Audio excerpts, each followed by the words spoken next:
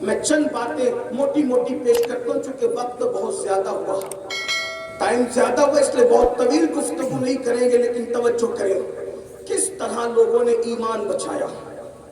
اس قوم کا ایمان چھیننا کتنا آسان ہے جو گانے کی دہلیز پر ایمان بیچے۔ نعتوں کی محفل میں 10-20 روپے کے نوٹ دے کر عاشق رسول بن جائے، اتنا سستا سودا تو نہیں ہے نا، اتنا سستا سودا نہیں۔ نعت خانوں کو نظر پیش کرنا سنت ضرور ہے، لیکن میں تو یہ بھی کہتا ہوں کہ یہاں بھی لوگ سیاست کرتے ہیں، یہاں بھی لوگ عجیب معاملہ۔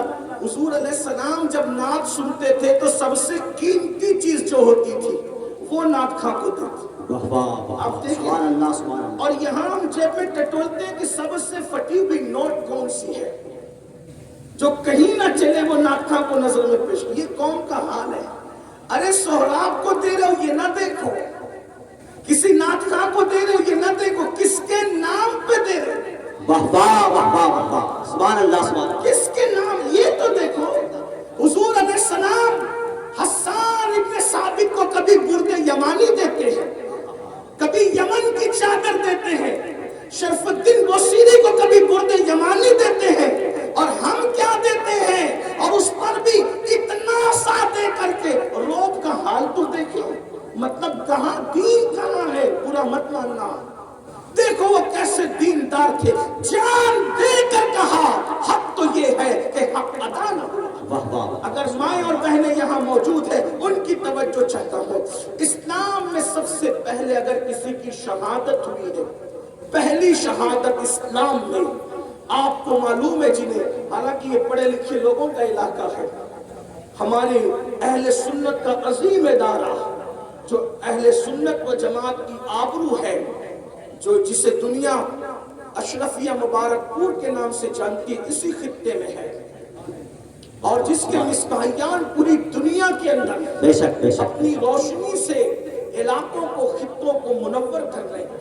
یہ پڑھے لکھوں کا علاقہ ہے، مجھے بہت زیادہ محنت کرنے کی ضرورت نہیں، لیکن ایک بات آپ سے کہتا ہوں، سب سے پہلی شہادت جو اسلام میں ہوئی ہے وہ کسی مرد کی نہیں ہوئی ہے، پہلی شہادت اسلام کی ایک عورت کی ہوئی ہے۔ اس سے پتہ چلا، اس سے معلوم ہوا کہ دین کے راستے میں صرف قربانیاں مردوں کی نہیں ہیں بلکہ عورتوں کی ہیں، سبحان اللہ، اور بعض مقامات پر عورتیں مردوں سے آگے ہیں۔ یہ مستقل عنوان ہے، لیکن پھر بھی اشاروں میں بتا دوں، منبر تو سب سے پہلے مسجد میں رکھا گیا کسی مرد نے نہیں رکھا، ایک عورت نے رکھا۔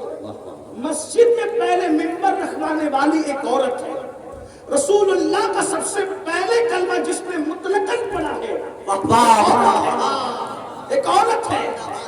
دنیا کیا سمجھتی ہے، لوگ ہمیں سکھاتے ہیں عورت کی عزت کرنا کیا ہے۔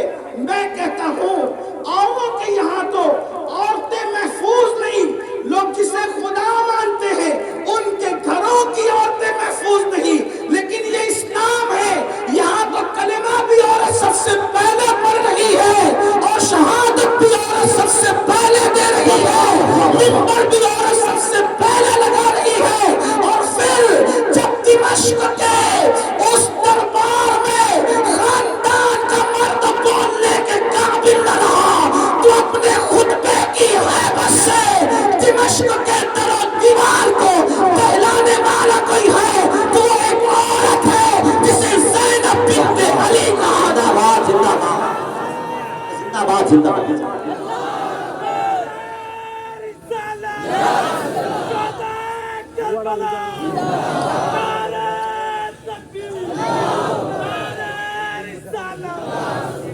کون کہتا ہے کہ عورتوں کو پیچھے رکھتے ہیں؟ جب مرد قیادت کے حوالے سے شہادت پا جاتے ہیں تو عورتوں نے قیادت، اور کس شان کی ہے کہ شائبہ تک نہیں ہوا کہ قائد مرد ہے یا عورت ہے۔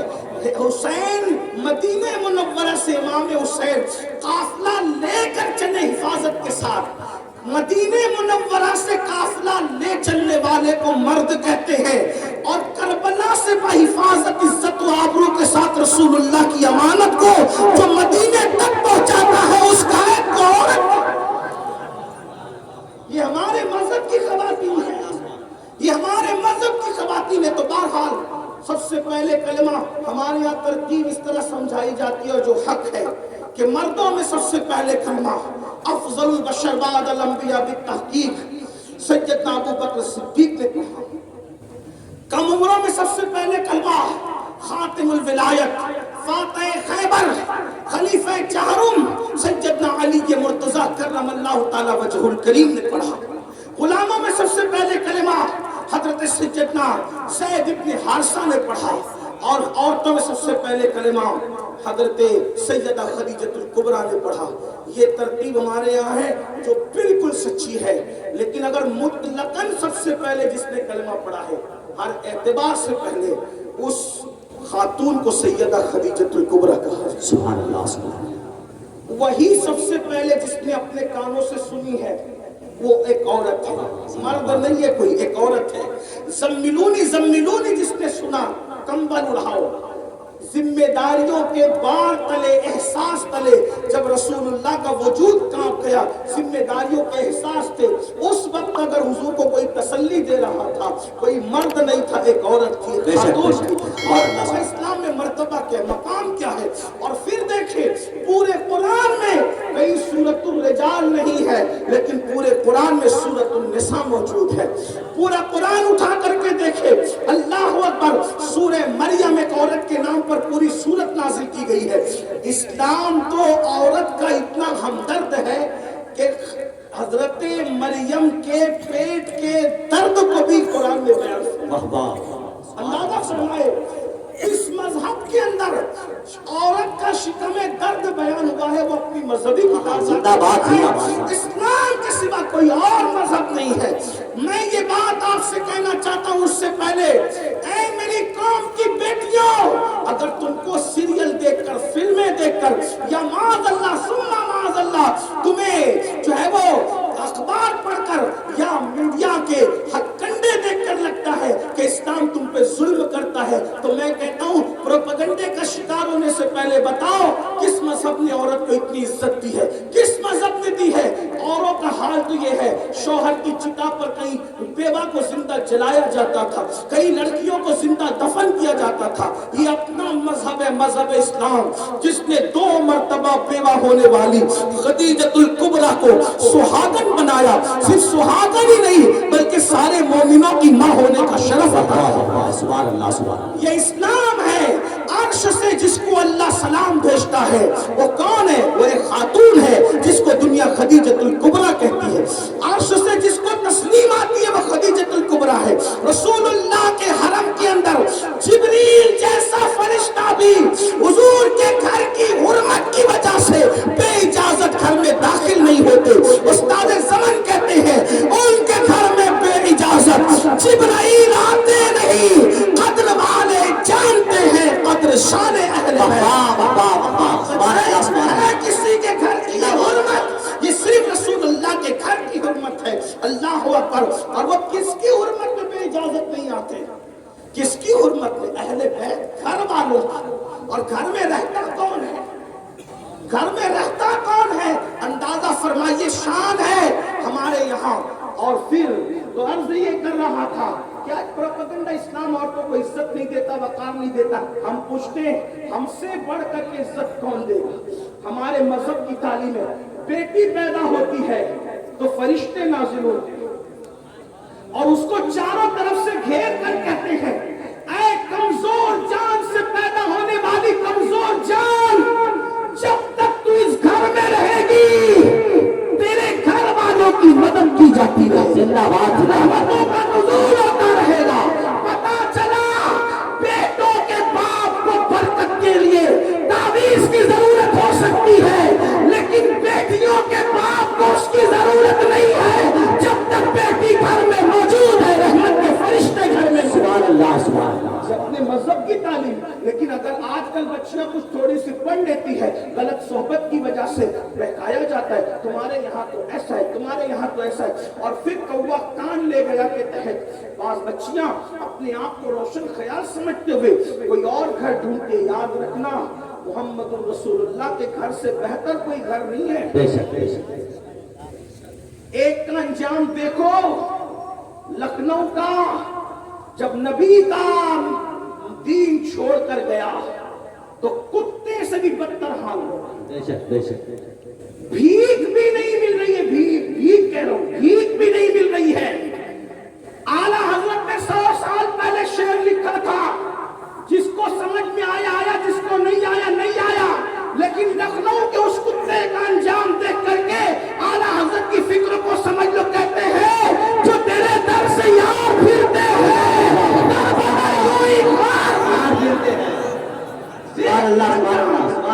دیکھ لو انجام. جب تک نام نہادی صحیح حضور کی منت میں تھا، نام نہادی صحیح، کیا بارے نیارے تھے، کیا عزتیں تھی، کیا نعرے لگتے تھے، کیا جلسے تھے، کیا جلوس تھے، کیا عزتیں تھی. یہ منبری وہ منبری، یہ قیادت وہ قیادت. جس دن سے حضور کی نالین چھوڑ کر گیا ہے، چندہ تک نہیں مل رہا ہے، بھیک تک نہیں مل رہی ہے. دیکھ لو حضور کی غلامی پہ ناز کرو کہ خدا نے ہمیں کیسا نبی عطا فرمایا ہے کہ اس گلی کا گدا ہوں میں، جس میں فخر سے کہو اس گلی کا گدا ہوں میں، جس میں مانگتے تاجدار پھر نعرے تکبیر، نعرے رسالت. دین چھوڑ کے جاؤ گے کچھ ملے گا. آپ صرف رشتوں کے لیے دین چھوڑ کے جا رہے ہیں، دولت کے لیے. خدا کی عزت کی قسم، جو عاشق رسول ہے اس سے بڑا کوئی مالدار ہے ہی نہیں. عاشق رسول ہو کر کبھی اپنے آپ کو غریب مت سمجھنا. دنیا کا سب سے مالدار وہ ہے جو دین، دنیا کا سب سے مالدار وہ ہے جو عاشق. اس لیے کہ یہ جس پہ گاندھی چھپے ہوئے ہیں وہ تو عورتیں ناچ کر بھی کما لیتی ہیں، جسم بیچ کر بھی کما لیتی ہے.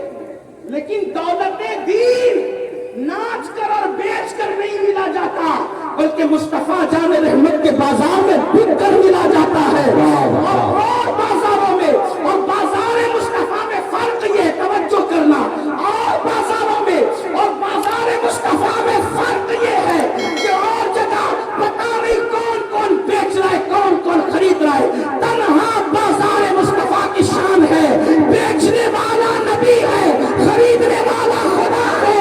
اور قیمت ڈالر پاؤنڈ پیسے نہیں ہے، سیدھی سیدھی جنت کی قیمت ہے. اللہ اکبر. حضرت اجمل سلطان پوری نے بہت اچھی بات کہی. وہ کہتے ہیں کہ بازار مصطفیٰ میں خریدار ہے خدا. دیکھو ان کے بازار میں آ کر تو دیکھو، بازار مصطفیٰ میں خریدار ہے خدا. کتنا ہنسی حجاز ہے بازار مصر سے، کتنا ہنسی حجاز ہے بازار مصر سے. اور جب سے ملا ہے دامن آنے رسول کا، بے فکر ہو گیا ہوں شفاعت کی فکر سے. مصر کے بازار میں بادشاہ مصر خریدنے آتا ہے اور مصطفیٰ کے بازار میں خدا خرید لیا کرتا ہے. یہ نبی کا بازار ہے. اس لیے بازارو نہ بنو، بازاری نہ بنو. جو ان کے یہاں بک گیا پھر دنیا کی کوئی طاقت اسے خرید نہیں سکتی. جمشید و سکندر یہاں کی خیرات پا کر کے بادشاہ بن گیا. میرے امام کہتے ہیں بہت خوبصورت بات کہ کیوں تاجدارو اندازہ کریں. پڑھے لکھے لوگ اگر امام اہل سنت کا ذکر یا ان کا شعر سن کر اتنے چپ رہے تو پھر میں یہی کہوں گا کہ شاید کہیں نہ کہیں کمی رہ گئی ہے. ہاں، کچھ اور نہیں کہہ سکتے. کیونکہ جب ہم لوگ گجرات اور راجستھان میں شعر پڑھتے جہاں لوگ اردو نہیں جانتے تو پھر ان کو ہم یہ کہتے ہیں کہ اگر ہم یہ یوپی میں پڑھتے تو لوگ چپ نہ رہتے، لیکن یوپی والے چپے مبارک پور کے پڑوس میں رہ کر چپ ہے. تو پھر ہمیں اس پر بھی حیرت ہے کہ کوئی نہ کوئی کمی رہ گئی ہے. پڑھ تو لیا ہے لیکن دیوانگی میں کوئی کمی ہے. ہاں وہ گجراتی اور راجستھانی ہو کر بھی عاشق بغیر سمجھے بھی چپ نہیں رہتے، نبی کا نام آنے پر مچلتے ہیں. اگر خیر آباد والوں آپ کے اندر مچلنا نہیں ہے تو پھر تھوڑی سی تربیت کی ضرورت ہے. توجہ فرمائیں. کیا کہتے ہیں؟ کیوں تاجدارو، کیوں تاجدارو خواب میں دیکھی کبھی وہ شے. سبحان اللہ، سبحان اللہ. تاجدارو خواب میں دیکھی وہ شے. سوراب بھائی نے کوثر بھائی سے بڑی مدد مانگی، میں کہا لیکن میں کوئی مدد نہیں مانگوں، میں تو آپ کے عشق پہ چھوڑتا ہوں کہ نبی کے ذکر پہ چپ رہتے یا بولتے ہیں۔ ہاں، اور جو قوم نبی کے نام پہ چپ رہے اس قوم نے کبھی انقلاب برپا نہیں کرنا، یہ بھی یاد رکھنا۔ بے شک بے شک، ہاں، ارے نبی کا نام آنے پر تو پتھر بھی بول پڑتے ہیں۔ بے شک، سبحان اللہ سبحان اللہ۔ ہاں، یہ کوئی زبردستی کا مشاعرہ نہیں ہے کہ میں کہوں کہ سمجھ میں آئے تو ہی بولو، نہ سمجھ میں آئے تو یہ کوئی بات، یہ تو عشق کا سودا ہے، عشق کا سودا ہے۔ توجہ ہے آپ کی؟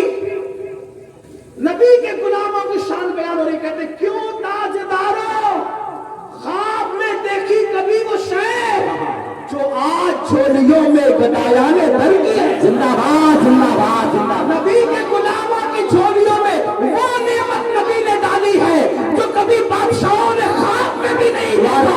آپ کہیں گے کوئی مبالغہ تو نہیں کیا، میں نے کہا کون سا مبالغہ ہے؟ نبی کے گدا کو شیخ عبد القادر جیلانی کہتے ہیں، عبد القادر جیلانی کو سے پاک کی جھولی میں ہے جو ہے کسی بادشاہ کے پاس اتنی اوقات، معین الدین غریب نواز نبی کے گدا ہے، ان کی جھولی میں جو ہے کسی بادشاہ کے پاس میرا مخدوم میرا مرشد مخدوم اشرف جہانگیر سمنانی کی جھولی میں جو چیز ہے کسی بادشاہ کی جھولی میں وہ چیز۔ کیا کہتے کیوں تاجداروں کیوں داستان خواب میں دیکھی کبھی وہ شے جو آج جھولیوں میں گدایان در کی ہے۔ مانگنے کے لیے بہت محنت نہیں کرنی پڑتی، کہتے مانگیں گے مانگے جائیں گے وہ مانگے پائیں گے، سرکار میں نہ لا ہے نہ حاجت اگر کی ہے، اور ملتا کتنی جلدی ہے، ملتا کہاں دکھتے ہی داتا کی دین تھی تیری قبول عرض میں بس ہاتھ بھاگی، زندہ باد زندہ باد۔ تیری قبول عرض میں۔ کھڑے ہو کے نہ لگائیے، زندہ باد زندہ باد زندہ باد۔ سب لوگ بولے، سب لوگ